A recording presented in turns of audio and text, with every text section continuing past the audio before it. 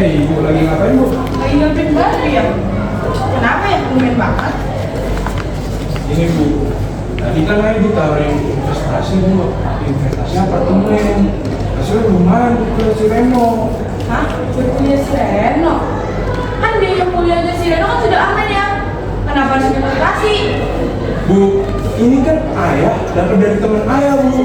Lumayan tahu buat kuliah si Reno. Apaan sih ya? Nggak usah ikut investasi. Uang kuliahnya si Reno udah aman. Bu, si Reno kan lagi butuh buat kuliah. Kan itu lumayan kalau ayah ikut investasi. Apaan sih ya? Nggak usah ya, ibu nggak setuju kalau misalkan ayah tuh ikut investasi gak jelas kayak gitu. Bu, kalau ayah ikut investasi nih, duitnya yang awalnya kita dikit, ntar nanti bakal banyak.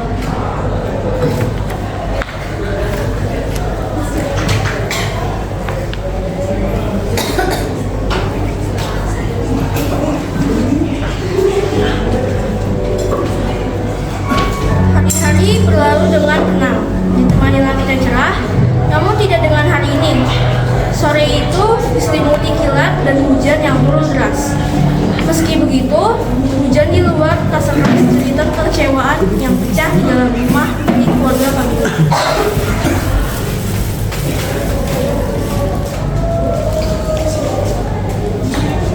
Gara-gara kamu sih, kan ibu udah bilang kalau misalkan gak usah investasi, kenapa kamu ikut investasi? Dengerin ayah dulu, Bu. Itu uang tabungan satu-satunya buat kuliah Reno. Terus gimana sekarang? Bu, gimana kalau kita bilang ke kakak buat bantu kuliah si Reno? Kakak pasti mau bantu kok. Aku gila ya? Yang selama ini bantuin aku buat ngumpulin tabungan itu anak-anak. Emang aku udah bantu? Enggak kan? Bu, kakak pasti mau bantu kita. Kakak tahu kondisi kita. Nanti kalau ayah punya duit, ayah ganti. Nah kamu, urusan aku.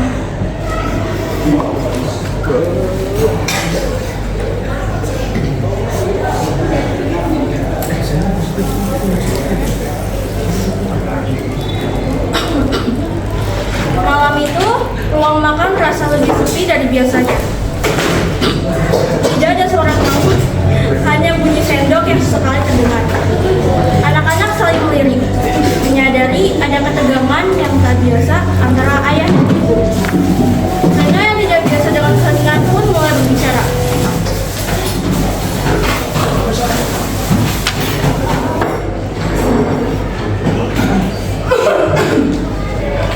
Ayo makan dulu, kita makan. Tadi gue masak jengkol. Bu, tahu nggak sih Bu, tadi di sekolah teman-teman Reno udah pada persiapan buat kuliah loh. Wah bagus dong kalau kayak gitu biar nantinya kita terburu-buru. Iya Bu, tapi Reno masih bingung deh. Kamu ngikutin apa lagi sih, Ren? Mami, kamu ngambil kuliah jurusan apa? Aku sih kalau buat jurusan aku udah tahu, aku pengen ngambil seni Kak. Seni. Kamu mau ngambil seni? Yang banyak pengaturan itu? Iya. Tapi prospek kerjanya banyak Kak. Itu juga minat aku. Lagian, apa bagusnya sih ambil seni? Emang ada yang mau lanjutin kuliah kamu? Nah, kok apa sih ya? Kan aku bukan lanjut kuliah. Oh ya, kamu kayak gitu sih? Kan aku emang peluang buat Reno. Uangnya sudah habis.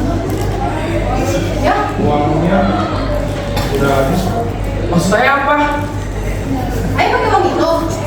Iya, ayah awalnya pakai uang itu buat ikut investasi ayah. Jadi uangnya habis. nah, ibu nggak tahu, ibu udah ngasih tahu ke ayah kalau misalkan nggak usah investasi. Jadi selama ini aku belajar mati-matian ngejar mimpi cuma buat bilang gitu aja. Kak, Kalau aku kayak gitu sih, aku nggak mau ya tinggal di sini lagi. Kalau kayak gini terus, Aura, aku juga manusia, Bu.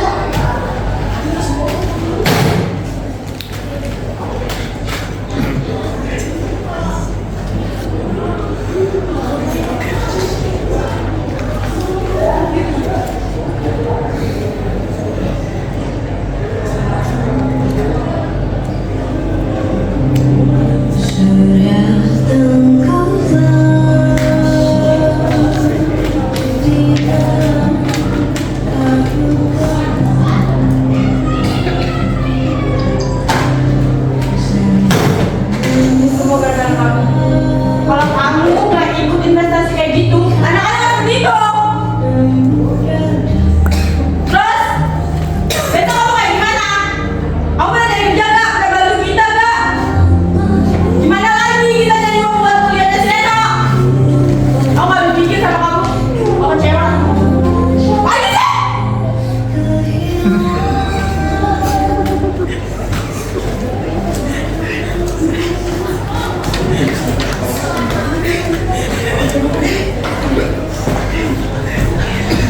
Hari-hari tak lagi membawa kehangatan. Rumah terasa lenggang, namun hidup harus tetap berjalan. Demi bertahan, ibu memutuskan membuka usaha kecil. Setiap pagi, ia menjual nasi uduk di depan rumah. Bukan untuk kaya, hanya agar dapur tetap makmur.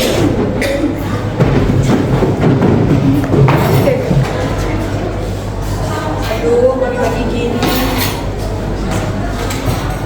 Bu, sekarang jualan ya? Iya mbak, pelan-pelan. Jualan apa aja? Ini ada nasi goreng, nasi uduk, ayam geprek, ayam bakar. Ayo bu dicoba. Aku mau ayam gepreknya satu, tapi bayar geprek satu. Oke, ntar ya mbak.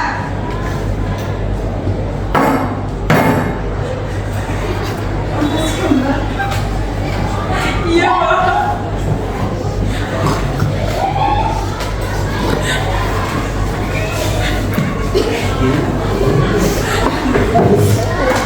Siang itu, matahari berdiri tepat di atas kepala. Terang, namun tak memberi hangat. Di halaman rumah yang sama, ayah masih terjebak di tempatnya. Bukan oleh rantai, melainkan oleh rasa bersalah yang ia hindari. Kedatangan sang kakak seharusnya membawa rindu, namun justru membuka tabir yang selama ini disembunyikan. Di antara diam, kebohongan, dan kelelahan, sebuah kebenaran mulai mendesak untuk dihadapi.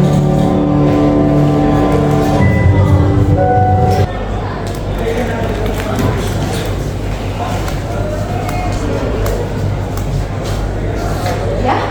Berarti di sini. Iya, kenapa? Kamu pikir ya, pikir kerja? Cari kerja nggak segampang itu kok. Emang harus dicoba? Udah, tapi kebanyakan ditolak. Dengan cara ditolak ya, daripada capek bohong. Terus ini apa? Bukan apa-apa, Jangan ngomongin aku ya. Ini apa? saya cuma main-main kok. Main-main? Ini harus ikut main-main. Ada yang kehilangan uang gara-gara ayah. Saya juga tertekan kak. Udah pulang. Ayo masuk. Iya. Di rumah sakit. Ibu duluan ya. Ayah, benerin aku ya. Kok kamu jadi ngatur ayah sih? Karena dia udah ngatur diri sendiri. Aku bakal ngasih waktu 1 tahun ke ayah. Kalau ayah nggak berani mengatur diri ke Reno ke ibu, aku bocorin semuanya.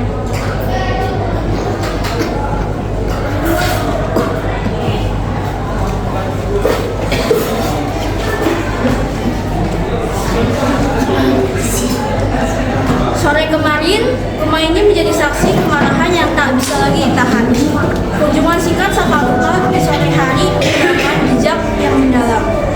Bukan hanya bagi ibu dan adiknya, tetapi juga bagi ayah. Pagi ini, rumah kembali sunyi. Sang kakak telah pergi, namun kata-katanya masih menggema di benak ayah. Di tengah keheningan itu, sebuah niat muncul.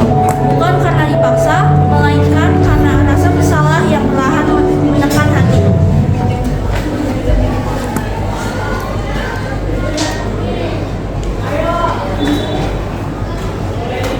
Mana ada di bareng ibu? Ya? Lihat bareng ibu gak? Gak tahu. Yang mana ya? Ayo mau kemana tuh? Bener rapi? Mau cari kerja lah bu. Cari kerja. Iya, jadi begini aja bu. Oh, kalau emang itu dia dari hati ayah, ibu kan butuh doa.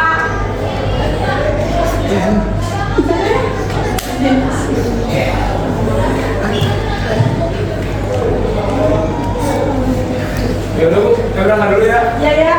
Dadah ya. Ya bu.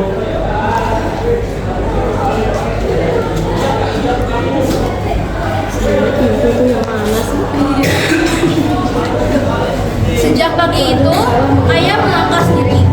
Hari-hari dilewati dengan usaha yang sungguh-sungguh mendatangi satu tempat ke tempat lain.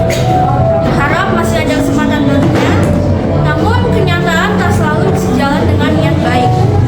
Dalam hampir seminggu, penolakan demi penolakan ia terima. Semangat yang sempat tumbuh perlahan kembali goyah, digerus rasa putus asa dan ketakutan akan kegagalan.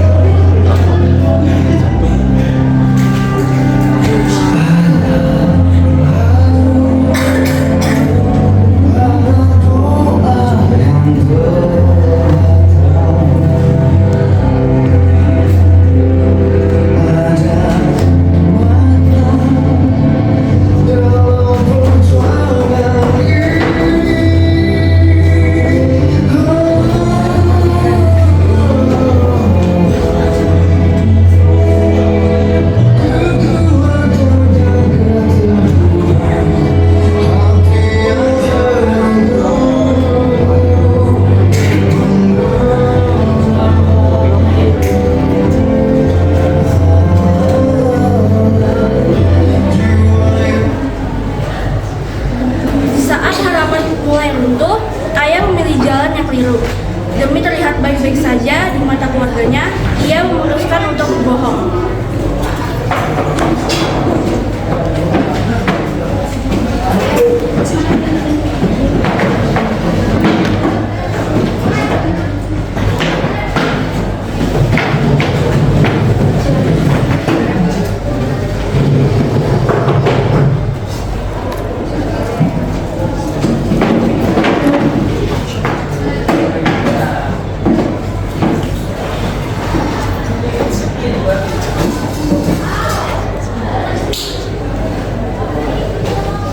Assalamualaikum Bu. Waalaikumsalam, udah pulang. Udah nih, saya habis cari kerja nih. Wah, udah kerja apa ya? Apa aja Bu, yang penting dapat duit. Ih, banyak sekali. Terima kasih ya. Ya Bu. Aku belikan keperluan. Oke Bu. Aduh, bangga ada kan ayah. Hidup.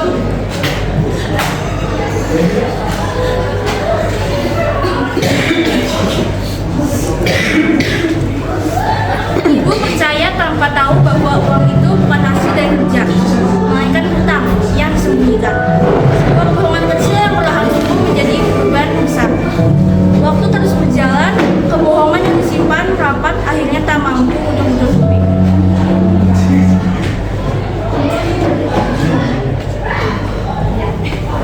Aduh, baru itu dia kehilangan lagi ya. Aneh ya? Assalamualaikum. Dia dengan rumahnya Pak Bima. Benar? Ada apa ya, Pak? Dia punya hutang sama saya. Di mana dia? Bu, Ya. Anda masih punya hutang sama saya. Ini kalau nggak dibayar, ini urusannya bisa panjang, Pak. Ya. Maafin aja Bu. Jadi, selama ini kamu kasih uang aku, uang hasil hutangan. Iya Bu. Kirain aku kamu kerja ya. Aku hampir percaya sama kamu. Karena kamu bohong.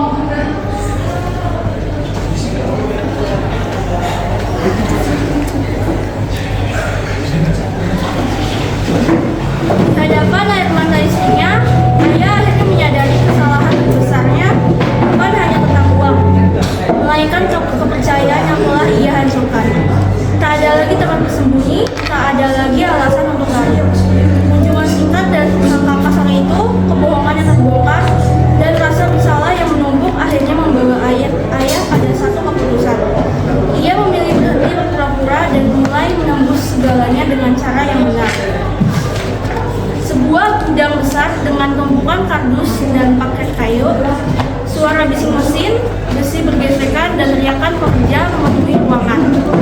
Di tengah kesibukan itu, ayah berdiri canggung di hadapan Pak Surya, sang supervisor yang menatapnya dengan pandangan menilai.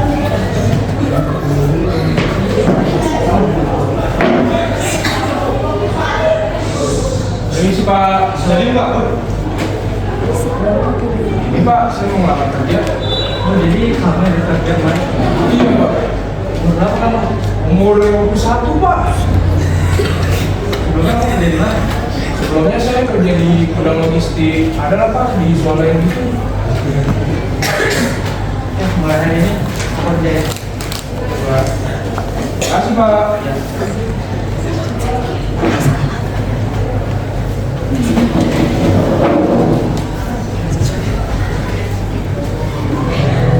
Di sekolah, masa depan bukan hanya tentang nilai, tapi juga tentang keyakinan dan biaya.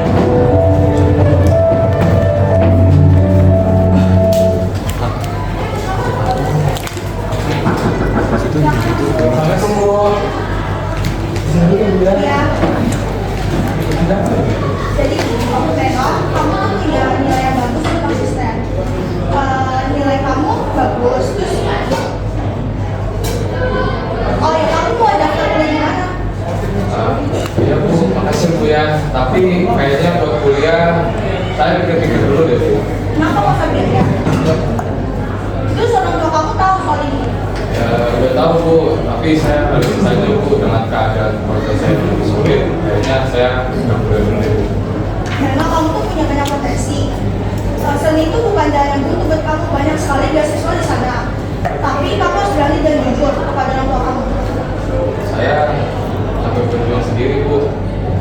Udah kalau gitu, kamu nggak usah khawatir ada itu di sini. Ini gue banyak. Makasih Bu ya. Iya. Saya pamit pamit dulu ya. Terima kasih Bu. Assalamualaikum Bu.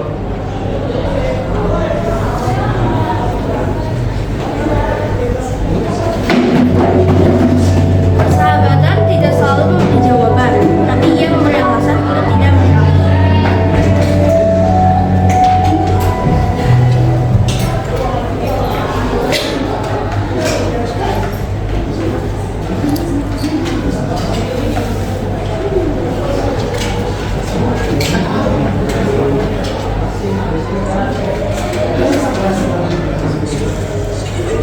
Ini belum. Dari tadi lu bengong. Nanti aja deh. Lu kenapa sih lu? Dari tadi pagi aneh. Lu pernah nggak sih kayak semua usaha lu tuh kayak sia-sia? Sering.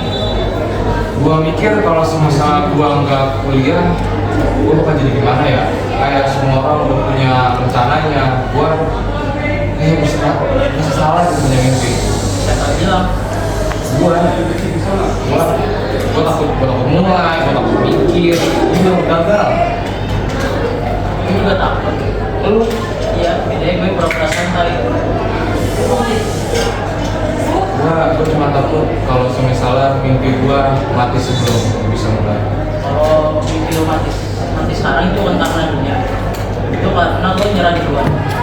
Gua nggak nyerah, gua cuma capek. Capek itu boleh, tapi lu harus tetap semangat loh. Masih dunia, gua nggak tahu gua harus ngomong siapa lagi. Gue aja, tapi jangan setiap hari ya. Masih dunia, Ayo pulang. ayo.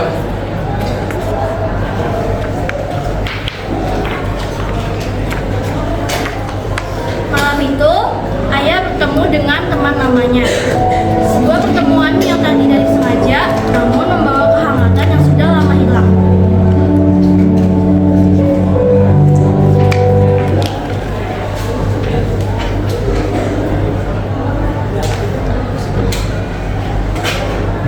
Bima Saputra. Enggak. Apa kabar? Sehat Pak. Boleh saya duduk? Silakan Pak. Sekarang kamu kerja di mana? Di gudang logistik Pak, baru beberapa bulan sih. Wah, gimana? Berat ya?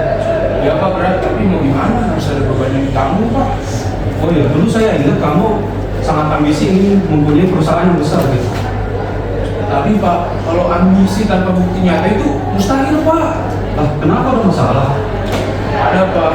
Dulu saya pernah ditawarin investasi sama temen saya, pilihan saya Pak. Terus saya ikut, investasinya itu gagal Pak. Terus sekarang ya saya harus balikin keluarga, balikin uang yang udah saya pakai. Banyak lah Pak. Lalu itu bukan akhir, yang penting Anda sudah berubah. Tapi saya takut terlambat Pak. Selama keluarga masih ada, itu semua belum terlambat. Saya permisi dulu. Oke Pak. Waalaikumsalam.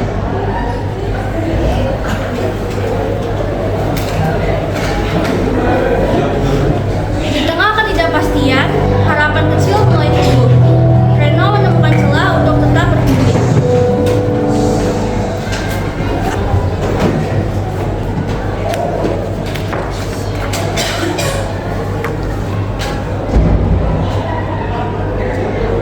Assalamualaikum Bu.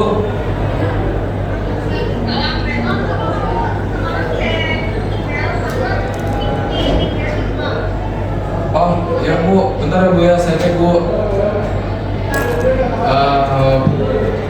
Bu, ini saya ngeliat Bu, dan jujur saya kurang percaya diri Bu sama diri saya sendiri Bu. Saya takut gagal.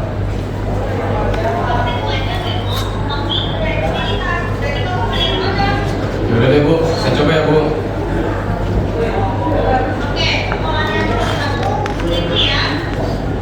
Ya Bu, ntar saya hubungi Bu. Makasih ya Bu. Waalaikumsalam Bu. Aman kan Ren? Aman, kayaknya insya Allah deh.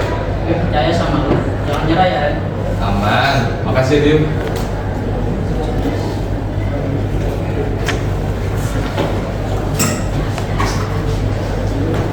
Pagi itu berbeda. Ada percakapan kecil yang mulai membangun jembatan di antara retakan.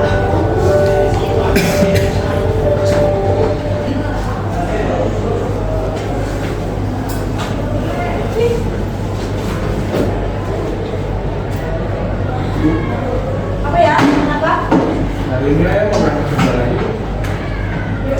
Ya, jadi ya. Kamu udah makan belum? Belum sih, nanti aja sih di jalan. Makan dulu sebentar. Aman bu, nanti beliin nasi pinggir jalan aja. Ayo bawa uang bro. Oke. Kayaknya kamu sekarang kelihatan lebih segaran ya daripada yang dulu. Ya lah bu, kita harus move on dari masa lalu bu. Kita harus ke depan terus. Ayo kalau bisa terus-terusan gitu. Bagus lah ya kalau kayak gitu. Udah bu, ayo dulu ya. Ya, jadi ya.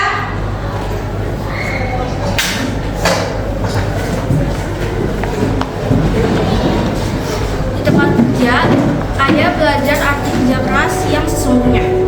Bukan untuk gengsi, tapi untuk menebus kesalahan.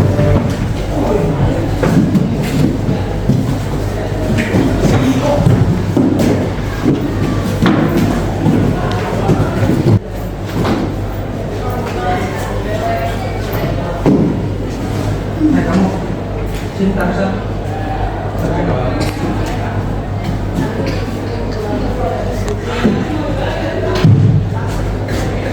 Kenapa kamu? Kalau capek istirahat aja dulu, jangan dipaksain. Enggak apa-apa, saya masih sanggup.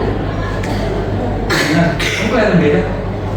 Ya pak, saya sebenarnya ada masalah pak. Masalah apa? Dari pekerjaan keluarga pak, masalah ekonomi, banyak apa? Gitu. Sudah, semangat ya kamu kerjanya. Siap pak, makasih ya pak.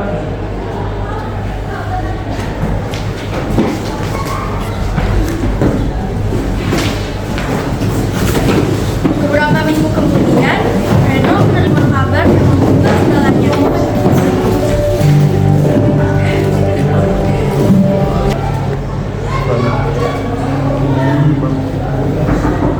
Assalamualaikum bu. Salam. Ayo sini tidur. Ada apa bu ya? Coba kamu ke kamar ini. Hah? Ini apa bu? Ini kan? Sama Tenok, kamu dapat beasiswa. Sekarang kamu kabarin orang tua kamu. Makasih bu ya. Segera pulang. Ya bu, makasih bu.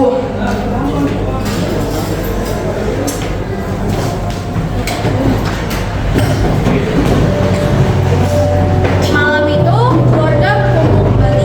Kali ini dengan kabar yang membawa cahaya baru.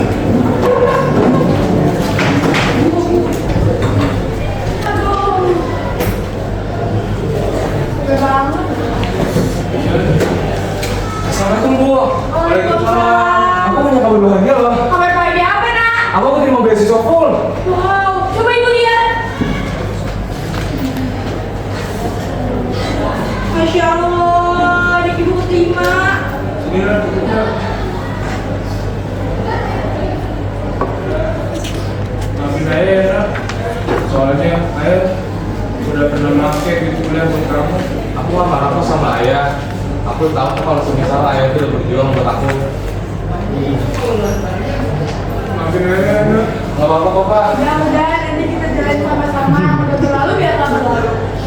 Ibu kasih tahu ayah, kasih tahu kakak ya. Oh iya bu. Kakak pasti senang. Iya bu.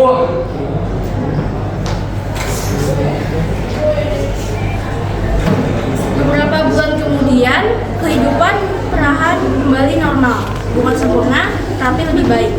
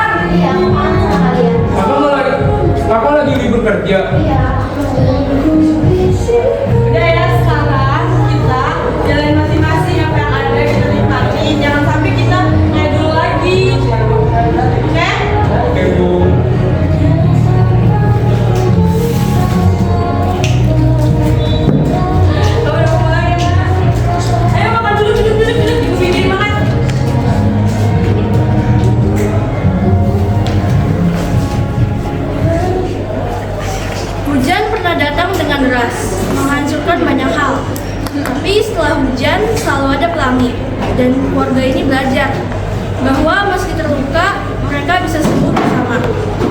Karena keluarga bukan tentang kesempurnaan, tetapi tentang bertahan dan saling memaafkan.